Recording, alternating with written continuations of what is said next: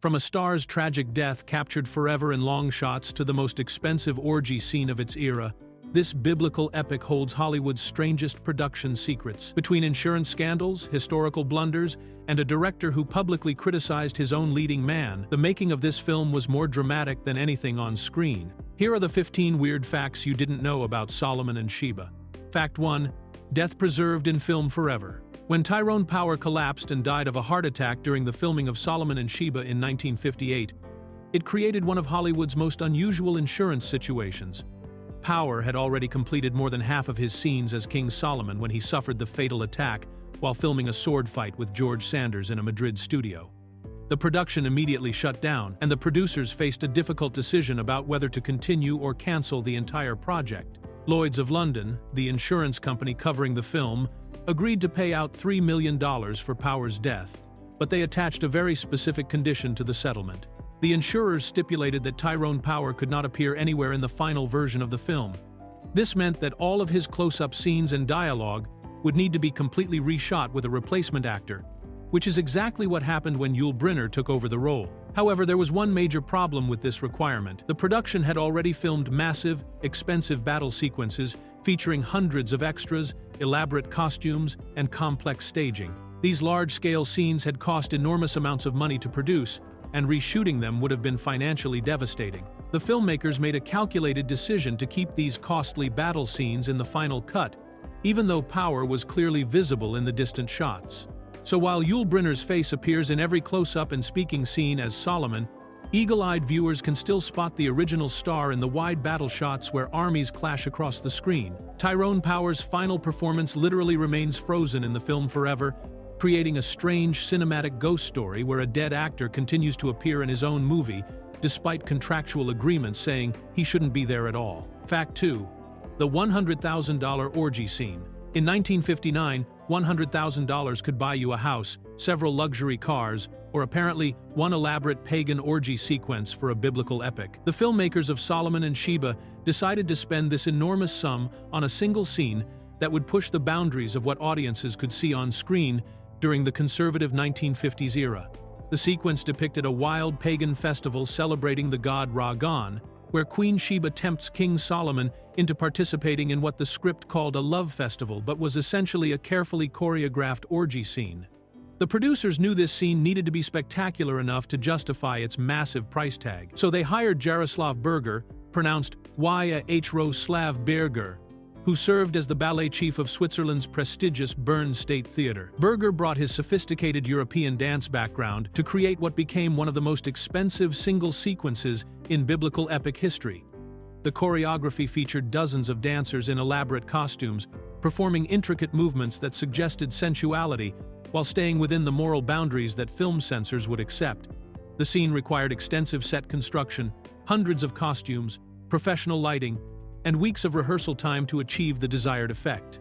To put this cost in perspective, $100,000 in 1959 would be worth approximately $1 million in today's money. This meant that roughly 1/6 of the film's total budget went toward a single sequence that lasted only a few minutes on screen. The investment reflected Hollywood's belief that audiences wanted to see something they had never experienced before, even if it meant spending an astronomical amount of money to create a biblically themed dance number that shocked viewers and pushed the limits of what was considered acceptable entertainment for the time period. Fact 3. Gina's month-long dance marathon. Gina Lollobrigida spent over a month rehearsing her sensual dance routine for Solomon and Sheba, dedicating more time to perfecting this single sequence than many actors spend preparing for entire films. The Italian actress understood that her performance in the pagan ceremony scene would be one of the most talked-about moments in the movie, and she was determined to make it unforgettable for audiences who had never seen anything quite like it on the big screen. The elaborate preparation process began weeks before filming started, with Lollobrigida working closely with choreographer Jaroslav Berger to develop movements that would be both artistic and provocative.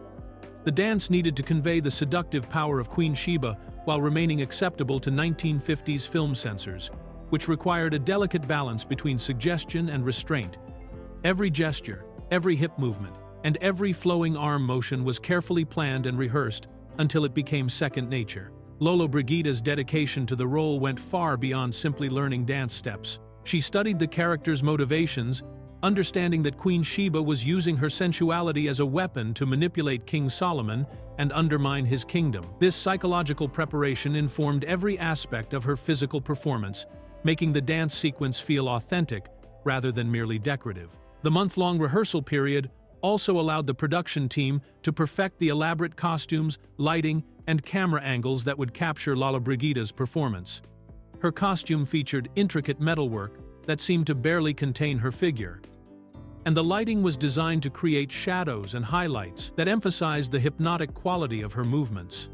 When the sequence finally appeared in theaters, it created exactly the sensation the filmmakers had hoped for, with audiences both shocked and mesmerized by what they saw on screen. Fact 4. Yul Brynner's hair shock. When audiences walked into theaters to see Solomon and Sheba in 1959, many did a double take when Yul Brynner appeared on screen with a full head of hair and a thick beard. By this point in his career, Brynner had become so strongly associated with his completely bald look that seeing him with hair felt almost like watching a different person entirely. One film critic described the jarring experience as being as surreal as if Beyoncé had played the part, capturing just how strange it was for moviegoers to see this dramatic transformation. Brynner had built his entire screen persona around his striking bald head, which had become his trademark in films like The King and I and The Ten Commandments. His smooth, dome-like scalp was so much a part of his identity that it was almost impossible to imagine him any other way. When he agreed to take over the role of King Solomon from the late Tyrone Power, the costume department fitted him with an elaborate wig that gave him flowing dark hair and matching facial hair to match the biblical character.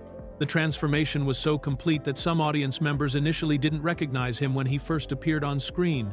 Brynner himself seemed somewhat uncomfortable with the look, and his performance reflected a certain stiffness that may have come from adjusting to this radically different appearance. The wig and beard changed not just how he looked, but how he moved and carried himself, creating an almost entirely different screen presence than audiences expected. This dramatic change in appearance became one of the most talked about aspects of the film, with many viewers spending the first few scenes trying to adjust to seeing their familiar bald hero transformed into a hairy biblical king. The shock value of Brynner's hair became almost as much of a spectacle as any of the film's elaborate battle sequences or dance numbers. Fact 5. Director publicly criticized his own star. In one of Hollywood's most unusual cases of public criticism, director King Vidor openly stated that Yul Brynner had been the wrong choice to replace Tyrone Power as King Solomon, creating an awkward situation where a filmmaker essentially threw his own leading man under the bus. Vidor made these comments after the film's release, explaining that Tyrone Power had brought a sense of inner conflict and vulnerability to the role that made Solomon's moral struggles believable and compelling for audiences. According to Vidor, Power had understood what he called the dualistic problem of the anguished king, meaning that Solomon was supposed to be torn between his wisdom and his desires, between his duty to God and his attraction to the pagan Queen Sheba. Power's performance had captured this internal battle in a way that made the character feel human and relatable, even when he was making terrible decisions that would ultimately lead to his downfall. Brynner, on the other hand, played Solomon with too much self-assurance, according to Vidor's assessment.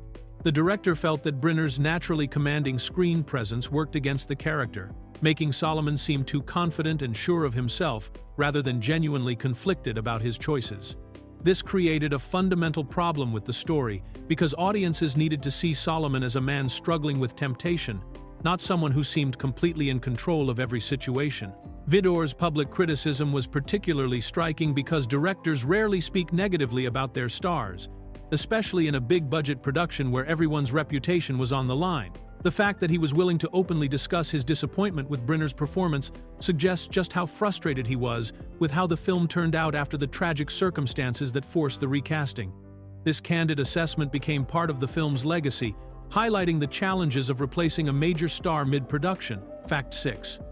The heart attack prophecy. In a tragic twist of irony that seems almost too strange to be true, Tyrone Power had recently appeared in a public service announcement for the American Heart Association, warning people about the dangers of overexertion and heart problems, just months before he would die of a massive heart attack while filming Solomon and Sheba. The timing of this public health message made his sudden death even more shocking to those who knew him and worked with him on the film. Power had agreed to participate in the Heart Association campaign because heart disease was already a serious concern in his family history. His own father, who was also an actor, had died of a heart attack in 1931, collapsing and dying in his son's arms while preparing to perform in a stage production called The Miracle Man. This personal experience with heart disease made Power acutely aware of the risks, which is why he was willing to lend his famous face and voice to the public awareness campaign. Despite this knowledge and his recent involvement in promoting heart health, Power continued to maintain some habits that put him at risk. He was known to be a heavy smoker, going through 3 to 4 packs of cigarettes per day, and the demanding physical requirements of filming action sequences in the Spanish heat added additional stress to his cardiovascular system. Friends and colleagues later noted that he had been showing signs of fatigue during the filming, but like many actors of his generation, he pushed through any discomfort to complete his work. The cruel irony of the situation was not lost on the entertainment industry, where Power's recent heart health advocacy made his death feel even more unexpected and preventable. It served as a stark reminder that even those who understood the risks and tried to raise awareness about heart disease could still fall victim to the very condition they were warning others about. Fact 7. Star of David Time Travel Error. The filmmakers of Solomon and Sheba made one of the most glaring historical mistakes in biblical epic history by prominently featuring the Star of David throughout the movie, despite the fact that this symbol wouldn't become associated with Judaism for another 2,500 years after King Solomon's actual reign. The six-pointed star appears everywhere in the film, decorating Solomon's shields, adorning the clothing worn by members of his court, and even appearing as architectural elements in the sets representing ancient Israel. King Solomon ruled Israel around 970 to 930 BC, during a time when the Jewish people used completely different symbols and imagery to represent their faith and kingdom. The Star of David, which modern audiences immediately recognize as a Jewish symbol, didn't actually appear in Jewish literature until the 12th century AD, and it only became widely accepted as a symbol of Judaism during the 17th century, when it was adopted by various Jewish communities across Europe. The production designers apparently made the common mistake of assuming that because the Star of David is strongly associated with Judaism today, it must have always been that way throughout Jewish history. This kind of anachronistic error shows how even big-budget Hollywood productions could get basic historical facts completely wrong when they relied on modern assumptions rather than doing proper research about ancient cultures and time periods. The mistake becomes even more obvious when you consider that the film was trying to present itself as a serious biblical epic based on historical events.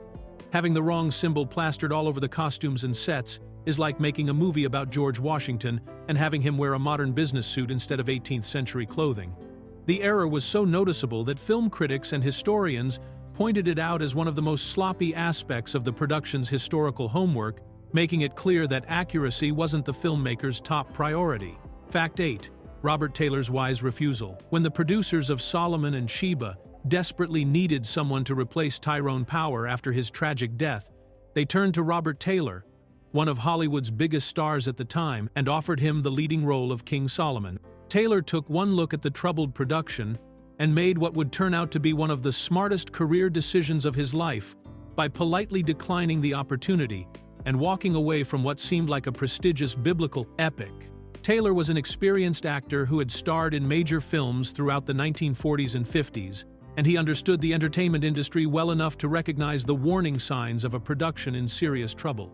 Taking over a role from a deceased star meant stepping into an extremely difficult situation where he would inevitably be compared to Power's performance and where the entire cast and crew would be dealing with the trauma and stress of continuing work after losing their colleague and friend. Beyond the emotional challenges, Taylor likely recognized that the film itself was facing serious problems that went beyond just recasting the lead role. The production had already been shut down for weeks, the budget had ballooned far beyond its original projections, and there were complex insurance and legal issues that needed to be resolved before filming could resume. Any actor taking on the role would be walking into a situation where success was far from guaranteed, and failure could potentially damage their reputation. Taylor's instincts proved to be absolutely correct when the film was eventually completed with Yul Brynner in the lead role. Solomon and Sheba received terrible reviews from critics, was later included in books about the worst films ever made, and became known more for its troubled production than for any artistic achievements. By turning down the role, Taylor avoided becoming associated with one of the most notorious disasters in biblical epic history. Fact 9. two Russian sons of David. In one of the most unusual casting coincidences in Hollywood history, both Yul Brynner and George Sanders, who played the feuding brothers Solomon and Adonijah in the film, were actually born in Russia, creating the strange situation where two Russian actors were portraying ancient Hebrew princes fighting over the throne of Israel. This bizarre twist of casting meant that the sons of the biblical King David both spoke with faint traces of Russian accents while delivering dialogue about ancient Middle Eastern politics and religious conflicts. Yul Brynner was born in Vladivostok, Russia, in 1920, though his family moved around quite a bit during his childhood due to the political upheaval following the Russian Revolution. George Sanders was born in St. Petersburg, Russia, in 1906 to English parents, but he spent his early years in the country before his family eventually relocated to England.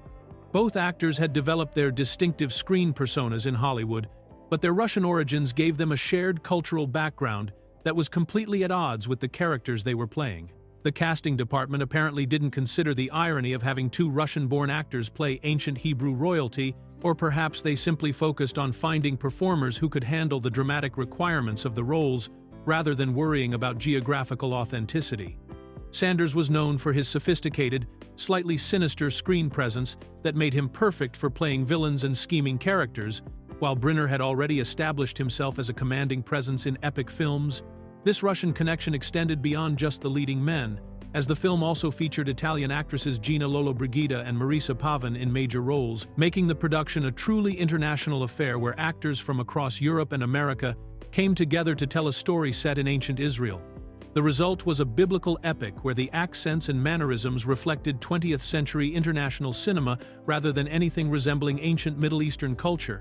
Fact 10. The body-walking rumor. One of the most disturbing and persistent rumors surrounding Tyrone Power's death involves the alleged attempt by studio personnel to conceal what had happened from his pregnant wife, who was waiting for him back at their hotel in Madrid. According to this piece of Hollywood folklore, after Power collapsed and died in his dressing room, someone made the decision to try to make it appear as though he was still alive when they transported him from the studio to the hospital. The story claims that studio workers placed a scarf around Power's neck and under his chin to keep his jaw from dropping open, then physically supported his body to make it look like he was walking out of the building under his own power. The supposed reasoning behind this macabre charade was to prevent any witnesses, including photographers or reporters who might be lurking around the studio, from immediately realizing that the famous actor had died on the set. Producer Ted Richmond allegedly gave strict orders that no press should be contacted about the incident, and the staff was instructed to treat the situation as a medical emergency rather than a death. The goal was apparently to get Power's body to the hospital before making any official announcements, possibly to give his wife Deborah time to be notified privately, rather than learning about her husband's death from newspaper headlines or radio reports. Whether this disturbing story is actually true remains unclear, as different accounts of Power's final moments vary significantly in their details. Some versions say he died in his dressing room, while others claim he died in the car on the way to the hospital, and still others suggest he was still alive when he reached the medical facility. The body-walking story has become part of the dark legend surrounding the film's troubled production, representing the lengths that Hollywood studios would allegedly go to control the narrative around tragic events. Fact 11. Spanish military becomes ancient army. The filmmakers of Solomon and Sheba discovered an unexpected solution to one of their biggest challenges when they found that the military academy in Zaragoza, Spain, was more than willing to provide hundreds of real soldiers to serve as extras in the film's massive battle sequences. According to production reports, the academy officials were only too happy to lend soldiers to the film company to die in droves and kill without mercy, treating the Hollywood production as an exciting break from their usual training routines. This arrangement worked out perfectly for both sides, as the film needed enormous numbers of disciplined extras who could follow complex choreography during the elaborate battle scenes, while the military academy saw it as an opportunity to give their cadets some unusual training experience. The soldiers already knew how to march in formation, handle weapons, and follow orders precisely, which made them ideal for creating the massive ancient armies that the script required for the conflicts between Israel and Egypt. The Spanish military personnel brought a level of authenticity to the battle sequences that would have been impossible to achieve with regular Hollywood extras, who typically had no experience with coordinated military movements or weapons handling. When the cameras rolled, These modern soldiers transformed into ancient warriors, wielding swords and shields instead of their usual rifles and equipment, but maintaining the same disciplined approach to their roles. The collaboration also provided significant cost savings for the production, as hiring hundreds of professional extras for weeks of filming would have been extremely expensive. Instead, the filmmakers got access to a ready-made army that was already trained, organized, and eager to participate in creating the spectacular battle scenes that became some of the most impressive visual elements in the finished film. The arrangement became so successful that it helped establish Spain as a popular location for future Hollywood productions requiring large-scale military sequences. Fact 12. Spartacus connection. When Yul Brynner agreed to step into Tyrone Power's role as King Solomon, he had to make a difficult decision that would completely change the landscape of 1960s Hollywood epics. Brynner was already committed to starring in the lead role of an adaptation of Howard Fast's novel Spartacus, a project that would have given him the chance to play one of history's most famous rebel leaders in what was sure to be another major biblical and historical epic. The timing of Power's death created an impossible situation for Brynner, who was faced with choosing between honoring his existing commitment to the Spartacus project or helping to save Solomon and Sheba from complete disaster. As a friend of the late Tyrone Power, Brynner felt a personal obligation to step in and help complete the film that had cost his colleague his life, even though it meant breaking his agreement to play the legendary gladiator who led a slave revolt against the Roman Empire. When Brynner withdrew from Spartacus to take on the Solomon role, it left that production scrambling to find a new leading man who could carry such an ambitious and physically demanding project. Kirk Douglas, who had been developing the Spartacus project as a producer, made the decision to step into the starring role himself, ultimately creating one of the most acclaimed historical epics of the 1960s and earning multiple Academy Awards in the process. The irony of this situation is that Brynner's choice to honor his friendship with Power by completing Solomon and Sheba meant that he missed out on what would have been a far more successful and critically acclaimed film. While Solomon and Sheba became known as a troubled production with mixed reviews, Spartacus became a masterpiece that is still celebrated today, meaning that Brynner's loyalty cost him the chance to star in one of cinema's greatest epics. Fact 13. Three-way script approval nightmare. The production of Solomon and Sheba became a logistical nightmare because of an unusual contract arrangement that gave three completely different parties full approval rights over every major decision, creating a situation where no one could make changes without getting agreement from everyone else involved. Edward Small, the main producer, had script and casting approval as the person financing most of the project, while Copa Productions, which was Tyrone Power's own production company, also held the same rights as part of their co-production deal. The third party with complete veto power was Gina Lollobrigida herself, who had negotiated an extremely unusual contract that gave her not just star approval and director approval, but also full script approval rights. This meant that the Italian actress could essentially block any changes to the screenplay, any casting decisions, or any directorial choices that she didn't like, giving her the same level of control as the actual producers of the film. When Tyrone Power died, and the production needed to make major changes to continue filming, this three-way approval system created serious delays and complications. Every decision about recasting, script rewrites, and how to handle the existing footage had to be approved by Small, Copa Productions, and Lollobrigida before anything could move forward, turning what should have been quick emergency decisions into lengthy negotiations between multiple parties with different priorities and interests. The situation became even more complex because United Artists, the distribution company, hadn't been fully informed about all the conditions that had been granted to Yul Brynner when he agreed to replace Power, adding yet another layer of confusion to an already complicated approval process. At one point, producer Ted Richmond actually wanted to pull out of the project entirely because dealing with all these different approval requirements was making it nearly impossible to complete the film on schedule and within budget. Fact 14. 50 Worst Films Hall of Shame. Despite having a massive $6 million budget, major Hollywood stars, and all the production values that money could buy in 1959, Solomon and Sheba earned the dubious honor of being included in The 50 Worst Films of All Time and How They Got That Way, a 1978 book written by Harry Medved, Randy Dreyfuss, and Michael Medved. This inclusion meant that the biblical epic was considered one of the most spectacular failures in cinema history, ranking alongside notorious disasters and low-budget disasters that had become legendary for all the wrong reasons. The Medved brothers and their co-author were well-known film critics who specialized in identifying movies that had failed dramatically despite having every advantage that Hollywood could provide. Their book didn't focus on cheap, quickly made films that were obviously terrible from the start, but rather on expensive productions that should have been successful but somehow went completely wrong during the filmmaking process. Solomon and Sheba fit perfectly into this category because it had everything that should have guaranteed success in the biblical epic genre that was extremely popular during the 1950s.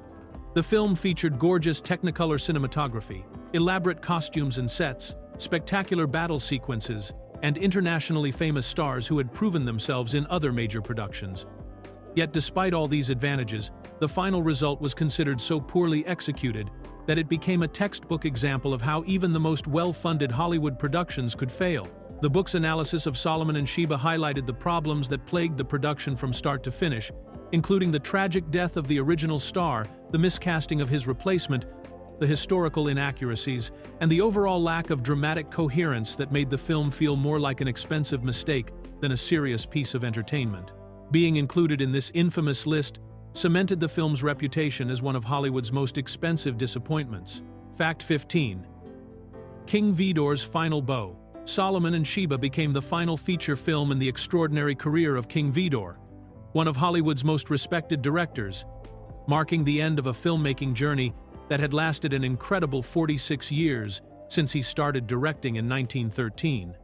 Vidor had been responsible for some of cinema's greatest achievements, including silent masterpieces like The Big Parade and The Crowd, as well as sound-era classics like Duel in the Sun and War and Peace, making his association with this troubled biblical epic a disappointing conclusion to such a distinguished career. The experience of making Solomon and Sheba apparently left Vidor so frustrated and disillusioned that he made the decision to retire from feature filmmaking entirely, choosing to end his career rather than continue working in an industry that had changed dramatically from the one he had known during his early decades as a director. The combination of Tyrone Power's tragic death, the complex production problems, and his own dissatisfaction with the final result created a perfect storm of disappointment that convinced him it was time to step away from Hollywood. Vidor had begun his career during the pioneering days of silent cinema, when directors had much more creative control and could work more closely with their actors and crews to achieve their artistic vision. By the time he was making Solomon and Sheba, the studio system had evolved into a much more complicated business where multiple parties had approval rights, insurance companies could dictate creative decisions, and directors often felt like they were fighting against the system rather than working within it. After completing Solomon and Sheba in 1959, Vidor lived for another 23 years until his death in 1982, but he never directed another feature film. He did make one short documentary called The Metaphor in 1980, but his days of creating the kind of epic cinema that had made him famous were officially over.